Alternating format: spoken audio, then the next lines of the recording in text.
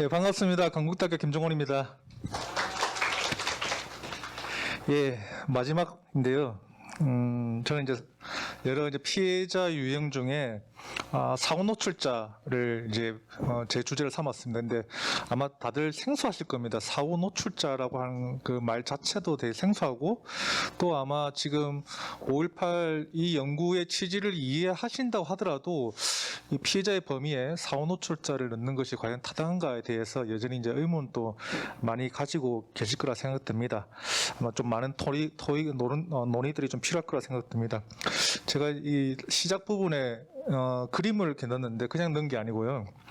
마치 저는 이제 사후 노출자라고 하면 제가 연구를 쭉 하면서 사후 노출자라고 하면 좀 이런 이미지들이 많이 떠올랐습니다. 실제로는 여기에는 사진을 제가 한 10장 정도의 사진이 이렇게 복합적으로 들어가 있습니다. 중복돼 들어가 있는데요. 실제 5.18 당시에 1980년 5월에 사진도 있고요. 또 1980년대에 그 이제 뭐 전노체포 결사단이라든지 또 그 이후에 이제 민주화 운동 과정에서 광주를 주재화했던 그런 시위들이라든지 각종 시위들의 사진들이 중첩되어 있습니다. 그리고 최근의 사진까지 중첩 들어가 있고요. 그러니까 다시 말하면 5.18의 시간은 어떻게 보면 절대적 시간은 1980년 5월에 끝날지는 모르겠지만 또 지금까지 그런 누군가의 그 시공간은 그러니까 바흐친의 개념을 하게 된다면 크로노토프라고 하는데 그런 시공간들이 그때 끝난 것이 아니고 지금까지도 누군가의 또 새로운 사람들을 통해서 계속해서 전승되고 있다라고 하는 의미에서 표지를 이렇게 만들어 봤습니다. 잠을 좀 깨시라고 그냥 드린 말씀이고요.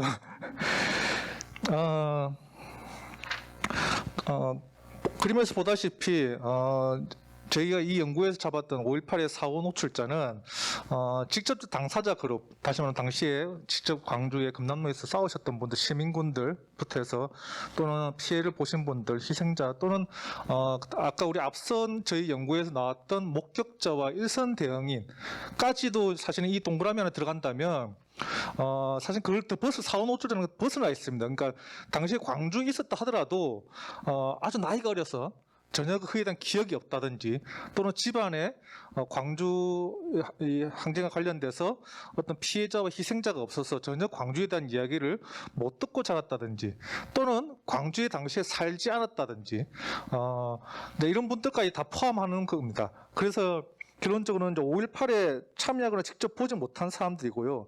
광주 전남 외 지역에 거주하거나 또는 5.18 이후에 출생한 자들이 포함됩니다. 또 5.18 역사를 간접적으로 경험한. 근데 그럼에도 불구하고 5.18을 나중에 이제 5.18이라고 하는 것이 역사 속에 있었구나. 또는 내가 살던 그곳에 있었구나. 내가 그때 광주에 있었지만 나는 알지 못하는 그 시간에 그 공간에 광주에서 수많은 사람들이 죽어가고 있었구나라고 하는 5.18의 진실을 나중에 간접적으로 추체험하는 사람들. 근데 그 추체험을 통해서 일정도 어떤 트라우마와 인권 침해를 경험하는 사람들을 사후 노출자라고 하는 개념으로 그렇게 설정을 해봤습니다. 가장 핵심적인 질문이 첫 번째 질문이 이렇게 나올 것 같아요. 어떤 이유 때문에 사후 노출자가 5.18 피해자 한 유형이 될 수 있을까라고 한다면, 지금 보시다시피 다들 아시겠지만 또 예를 들면, 1980년에 이제 김종태 열사가 있습니다. 이제, 당시 노동자였죠. 근데 이분은 처음에 5.18을, 전해 들었어요. 생존자로부터 이야기를 전해 들었고, 제가 알기로는 전해 듣고, 사실 처음에 믿지 않았습니다. 믿지 않았지만, 나중에 이제, 광주 시민 학생들의 의로운 넋을 위로드리고 싶다라고 하면서, 목숨을 던지셨죠. 그 이후에 또 88년에 박내전 열사라든지 또는 그 이후에 박내전 열사가 자신의 죽음이 마지막이 되었으면 좋겠다라고 하고 돌아가셨는데 안타깝게도 그 다음 해에 김병규 열사 같은 경우에는 투신을 했는데 그때는 이제 성공을 못했죠. 근데 그 다음 해에는 이제 전두환이 백담사에 들어가는 걸 보고 다음에 스스로 목을 매서 돌아가십니다. 근데 사실 말하면 세 분 다 광주하고는 아무 상관이 없어요. 광주하고는 지역적 연고도 없고 사실은 아무 연관이 없습니다. 근데 그 이후에 광주의 진실을 알고 나서 심지어는 자신의 목숨까지 던졌던 그런 사례들입니다. 어떻게 보면 이 세 분들은 죽음에 대한 강력한 의지 이라고 할까요? 그러니까 반드시 죽고 말겠다라고 하는 그 의지들을 보였다는 측면에서는 침착한데 저희가 주제를 삼고 있는 트라우마로 인한 어떤 죽음이 아니었을까라는 생각이 듭니다. 그러니까 근데 이 80년대 초반만 하더라도 이런 분들이 계셨고요. 그 이후에도 이런 목숨까지 던지는 경향은 아니지만 또 우리가 알다시피 특히나 1980년대 에 들어가게 되면 여전히 5.18은 하나의 한국 사회 민주화 운동의 하나의 큰 의제 중에 하나였습니다. 핵심 중에 하나였습니다. 그도 그럴 것이 예를 들면 제가 이제 뒤에 가서 다시 제가 인터뷰를 했던 대부분 분들이 1980년대 전후반에 이제 학번이었습니다.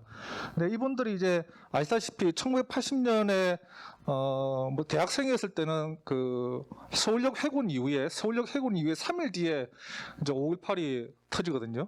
그래서 그때 그 서울역에서 내가 우리가 해군하지 않았다면 광주에서 저런 일이 가능했을까라고 하는 그 어떤 죄책감. 그래서 저는 80년대 학번 대부분 선배들이 그렇게 얘기를 하시더라고요. 어떻게 보면 1980년을 그렇게 치열하게 싸웠던 이유, 죽음까지 불사하면서 싸웠던 이유 중에 하나가 광주에 대한 트라우마, 모두가 그 광주에 대한 트라우마 때문이 아니었을까라는 얘기를 많이 하십니다. 그런 점에 보더라도 아마 그 80년대 운동의 민주화 운동의 동력은 바로 트라우마였고, 그렇다면 사후 노출자라고 하는 그 80년대 그 운동이 뛰어들었던 분들이 바로 사후 노출자에 해당되지 않을까 라는 생각도 해봅니다. 물론 뒤에 가면 그 이후에 또 오히려 그 뒤에 1990년대 이후에 태어났던 분들, 2000년대 태어났던 사례도 있습니다. 그러니까 이게 그냥 전두환, 노태우가 정권을 붙잡고 있던 그 시절 싸웠던 사람들에만 국한되지 않는다라고 하는 그런 점들을 뒤에 가면 이제 다시 한번 말씀을 드리도록 하겠습니다. 자, 그런데 여전히 이제 지금까지 한 번도 사후 노출자가 초점화된 적이 없습니다. 그리고 연구도 제대로 된 적이 없습니다. 아까 제가 앞서 보여드렸던 그런 이제 자살과 관련된 분들은 이제 김명일 선생님이 옛날에 5.18에 그 자살의 계보학이라는 논문에서 이제 숙명령 자살과 저항적 자살에 관련돼서 이제 쓰신 부분에서 이제 언급이 되었고, 그 이후에는 이제 본격적으로 이 사후 노출자에 대한 이야기들이 별로 없었습니다. 자, 그런데 우리 지금 제가 말씀드렸던 이런 사후 노출자는 사실은 우리 주변에 5.18과 관련돼서는 주변에 많이 계십니다. 실제로 5.18과 관련된 기관들, 그 다음에 5.18 운동의 단체들, 이곳에 사실은 5.18 당시에 태어나지도 않았던 분들, 그분들 또는 그때 있다 하더라도 굉장히 어린 나이였기 때문에 사실 알지 못했던 분들, 근데 그럼에도 불구하고 지금 굉장히 헌신적으로 이 5.18 운동을 같이 하거나 또는 연구를 하거나 이런 분들이 계십니다. 그래서 이런 분들에 대한 관심들이 좀 필요하지 않을까. 그리고 이런 사후 노출자의 이분들이 분명히 어떤 외상을 가지고 있다, 외상 경험을 가지고 있다면 그것을 인정하는 것이 사실은 5.18 운동의 어떤 지지적 동력과 또 그 어떤 이런 운동들을 확장해 나가는 하나의 힘들을 보존해 나가는 방식이다. 그러면 그리고 그분들의 노고들을 인정하는 과정들이 5.18 아직 끝나지 않았기 때문에, 싸움이 끝나지 않았기 때문에 싸움을 이끌어가는 어떤 연대적 힘들을 만들어가는 과정이 될 수 있다라는 측면에서 좀 중요하게 어떤 실천적 전략 속에서도 좀 중요하게 다뤄져야 되는 그런 하나의 유행이라고 생각이 듭니다. 저는 이제 많이 인터뷰를 못했고 8분 정도 인터뷰를 했는데요. 좀 엄격하게 제안을 했습니다. 그러니까 전혀 5.18에 대해서 알지 못했고 5.18과 관련이 없고 집안에서도 피해자 희생자가 없고 이런 분들을 이제 대상으로 이제 인터뷰를 진행했고 8분 했는데 8분 중에 2분은 좀 애매했어요. 2분은 예를 들면 그게 시신인지 모르겠지만 또 니 역할에 이렇게 사람을 싣고 가는 것처럼 본 게 있었어요. 이런 얘기를 한다든지 이런 조금만 요소가 좀 목격자로서의 요소가 좀 있는 분들은 2분은 이제 8분의 사례에서 빼고요. 6분을 최종적으로 이제 연구 참여자로 이제 확정을 했습니다. 50대가 4분이었고요. 40대가 1분이었고 20대가 이제 1분이었습니다. 물론 이제 제가 추후에 개인적 연구를 통해서 또는 아마 이 연구가 좀 확장된다면 더 많은 사례들을 이제 보충을 좀 해 나가야 될 거라고 생각이 듭니다. 자, 근데 공교롭게도 이제 50대 딱 나이가 같은 분들이 제가 이렇게 그냥 제가 일부러 이렇게 한 게 아니고요. 하다 보니까 50대 분들 4명이 이렇게 됐고요. 이분들의 직업은 주로 이제 연구자이거나 또는 지금 5.18과 관련된 조사 기관에 있는 조사관이시거나 또는 다큐 감독 이거나 또는 이제 지금 이제 90년대 학번이었던 분은 이제 5.18 관련된 단체의 연구 활동가라고 있습니다. 그리고 또 20대 저분은 지금 이제 광주에서 기자로 활동하는 분 중에 한 분입니다. 보자면 이분들은 이제 특징들이 주로 이제 5.18을 어떻게 알게 됐습니까? 라고 했을 때 어려서는 잘 몰랐어요. 근데 나중에 비디오를 보거나 사진을 보거나 또는 주변 사람들의 이야기를 통해서 들었어요. 근데 다시 말하면 되게 간접적으로 경험한 거죠. 저는 이제 그거를 외상적 물질이라고 그렇게 잡았습니다. 보통 이제 트라우마 연구에서도 이제 그런 말 쓰거든요. 트라우마틱 매트리얼이라고 해서 외상적 물질이라고 합니다. 그러니까 외상적 물질이 가장 최초의 접촉 계기였던 거고. 독특하게도 맨 마지막에 저 이제 지금 20대인데 저 기자분은 20대인데요. 저분은 고향이 서울이에요. 광주도 아니고요, 서울이고요. 지금은 이제 직업상 이제 취직을 광주에서 광주에 내려가 계시는데 저분 같은 경우에는 2016년 촛불 집회를 계기로 해서 광장투쟁, 광장의 정치에 관심을 가지면서 거슬러 광주까지 관심을 가지게 됐고 그리고 그 광주에 어떻게 보면 스스로가 자기가 올인한다라는 마음으로 그렇게 지금 이제 직장 생활을 같이 하시는, 그러니까 기자 생활을 같이 하시는 그런 분입니다. 이렇게 좀 전체적인 정리를 이렇게 하나의 그림으로 정리를 좀 해봤습니다. 그러니까 처음에는 이분들 방금 말씀드렸던 것처럼 주로 사진이나 비디오를 통해서 처음에는 이제 외상적 물질에 최초에 노출되고 그때 보통의 공통적인 반응들은 충격적이었어요, 끔찍했어요, 또는 제가 5.18을 몰라서 부끄러웠어요. 이런 반응이었습니다. 근데 아까 앞서도 이제 그런 얘기 나왔는데. 그러니까 외상적 사건, 이걸 외상적 사건이라고 하더라도 뭐 하나의 사건이죠. 처음에 이제 사건이라고 하는 것은 이전에 물질적 배열이 바뀌는 것을 사건이라고 한다면 이것은 하나의 사건인데 하더라도 이거 자체가 사실은 트라우마가 어떤 트라우마적인 사건이 된다, 트라우마 됐다라고도 볼 수도 없습니다. 왜냐하면 아시다시피 1980년대만 하면 대학생 1980년대 학번만 하더라도 대학에 들어가면 무조건 5.18 사진을 다 봤어요. 저는 90년대 중반 학번인데 저도 대학에 들어서 처음으로 사진을 봤습니다. 저는 고향이 이제 뭐 눈치를 채셨겠지만 또 고향이 경상도입니다. 그래서 광주를 전혀 잘 몰랐는데 대학에 처음 들어가서 그 사진을 봤고, 근데 사실은 80년대 중반인 거예요. 자가치 시장에서도 대규모의 5.18 사진전이 있었거든요. 그때 자가치에서 장사하시던 분들이 오해를 하고 통보를 하고 난리가 났었습니다. 근데 그 모든 분들, 실제 어떻게 보면 80년대에는 진짜 대한민국에 많은 분들이 아마 5.18과 관련된 사진과 영상을 봤을 건데 그 모든 분들이 그 5.18 때문에 마음을 계속해서 아파하고 또는 마치 그 외상후 스트레스 장애처럼 그 이후에 5.18에 대한 트라우마를 계속해서 경험하고 그렇게 살지는 않거든요. 그때 그냥 한번 충격이고 끔찍했고 부끄러웠어요 이렇게 얘기하고 보통 넘어가는 경우도 사실 많다는 거죠. 그러니까 오히려 더 중요한 것은 트라우마에서 더 중요한 거는 그 이후에 그 트라우마 사건 자체를 어떻게 평가하느냐, 어떻게 거기서 상징적 의미를 더 부여하느냐의 차이가 더 핵심이라고 할 수 있습니다.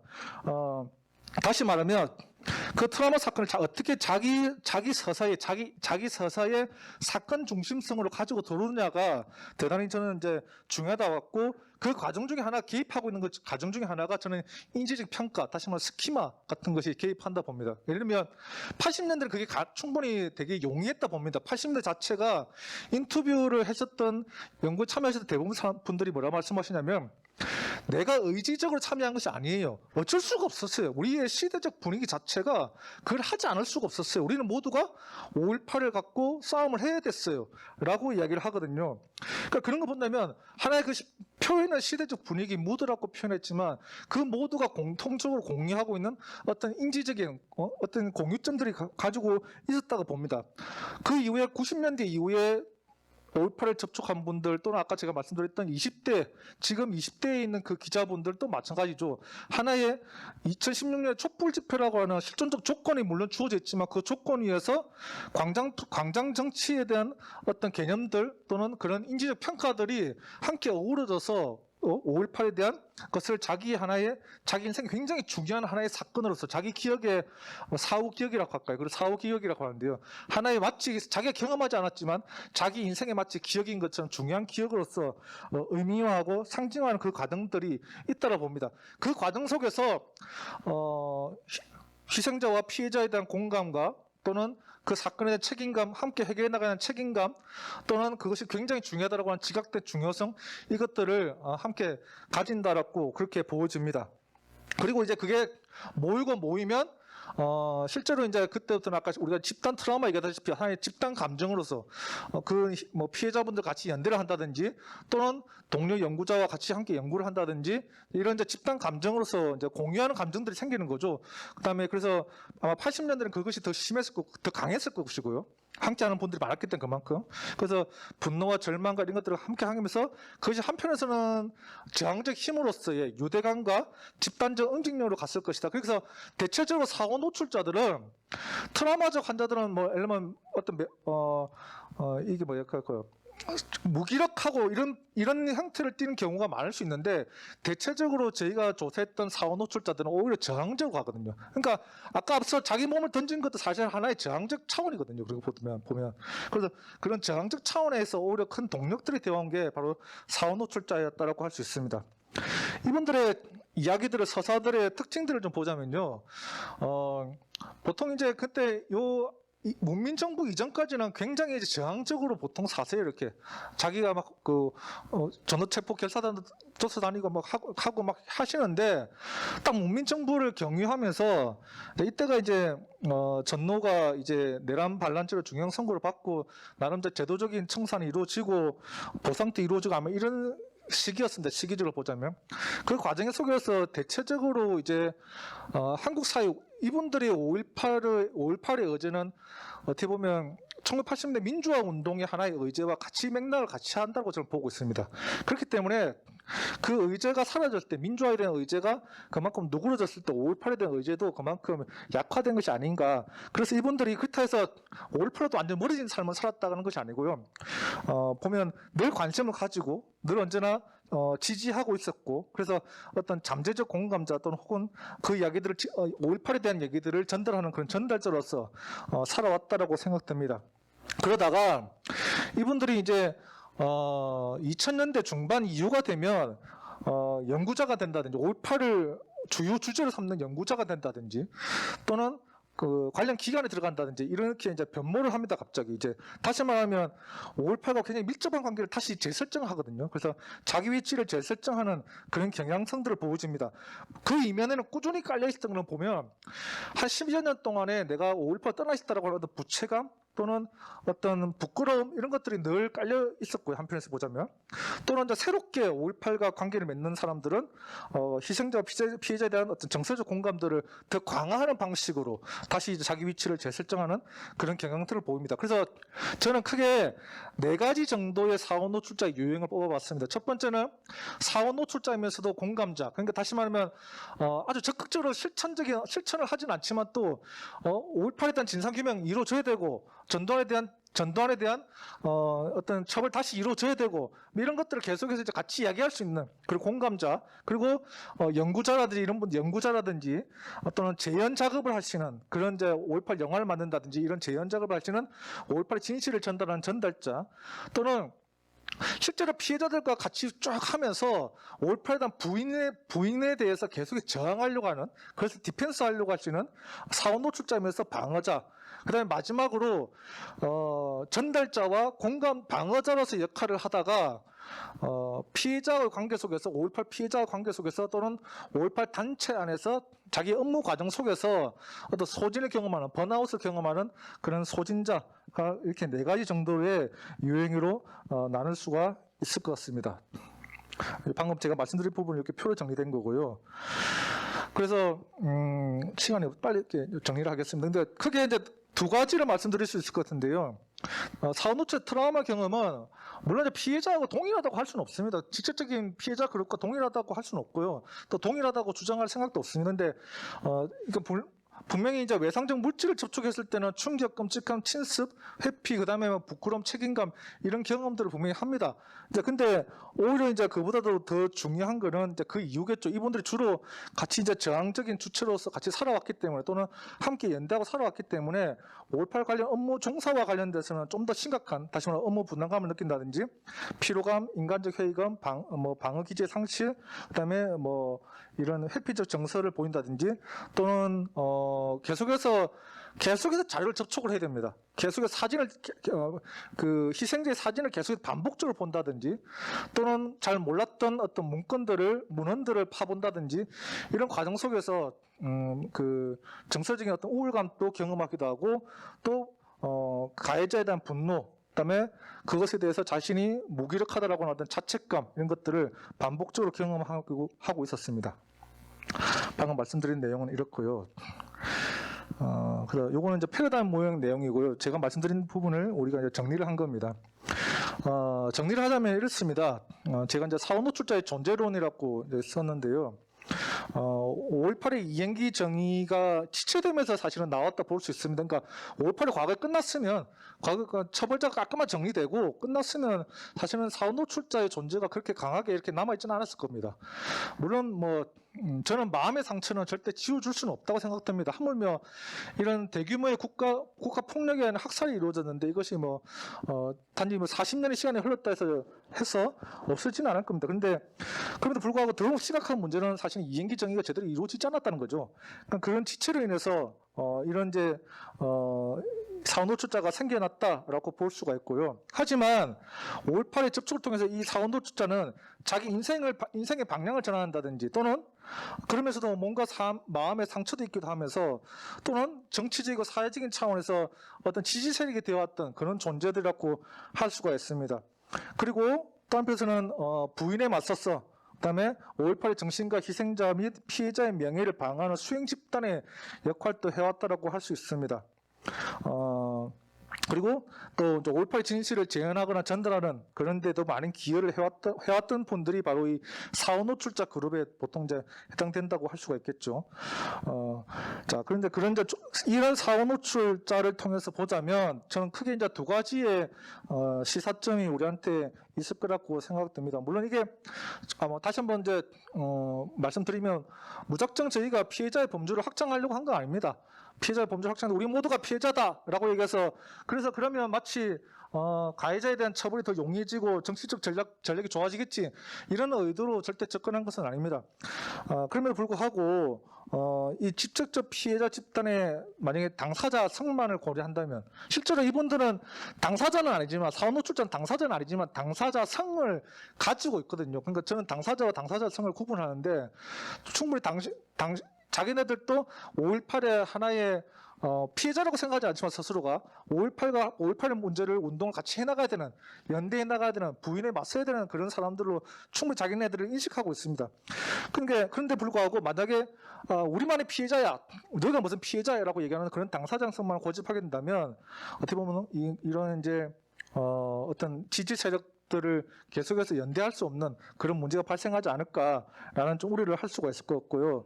그래서 어떤 사회적 동력을 좀 상실할 우려가 있다. 오히려 우리만의 피해자라고 얘기하는 것은 오히려 저는 그렇게 생각합니다. 오히려 이 5.18의 직접적 피해자 그룹들을 오히려 고립화시키는 그런 결과만을 낳는다라고 생각됩니다. 그래서 좀 확장적 차원에서 이런 사후 노출자에 대한 좀 눈을 돌 필요가 있다고 생각됩니다. 두 번째는 이제 이 사후 노출자가 이제 궁극적으로 보여주는 것은 가장 핵심적인 내용 중에 하나는 저는 사회적 치유가 그만큼 필요하다는 겁니다. 여기서 앞서도 말씀을 해주셨지만 저희 연구에서는 어쨌든 간에 사건 보상 의료적 치료 모델을 벗어나서 사회적 치유라고 하는 이런 어떤 치유의 새로운 패러다임의 전환이 필요하다고 줄곧 이제 주장을 해왔습니다. 근데 이때 말하는 치유라고 하는 것이 당연히 이제 어떤 비정상성을 정상화시킨다고 하는 의미의 테라피라든지 어떤 치료적 개념은 분명히 아니죠. 여기서 오히려 우리가 사후 노출자를 통해 볼 수 있는 것은 이행기 정의, 미진한 과거 청산을 제대로 해내는 것, 그 다음에 여전히 보상 프레임에 빠져서 가해자에 대한 처벌들이 제대로 이루어지지 않는다는 점들, 이런 것들이 사실은 이제 사회적인 제도적인 차원에서 또는 법적인 차원만 아니라 하나의 문화적인 차원에서도 바꿔내야 되가는, 그러니까 사실 이게 법률만 바꿔내고 가해자만 처벌하는 문제가 아니고, 과거에 그런 일이 벌어졌을 때 그런 과거 청산의 과정 속에서 우리 모두가 그것을 같이 감내해야 되고 공동체를 끌어안고 가야 된다고 하는 그런 문화 전반의 어떤 혁명이라고 할까요? 문화 전반의 변화들을 만들어 나가는 과정, 그 과정들이 저는 이제 제가 생각에는 하나의 사회적 치유 모델이라고 생각이 됩니다. 그래서 그런 점에서 인권과 정의, 진실과 기억의 연대 기천, 사회적 치유 모색이 필요하다는 점이 바로 이 4.5 노출자의 사례를 통해서 우리가 알 수 있는 시사점이 아닐까 생각됩니다. 네, 감사합니다.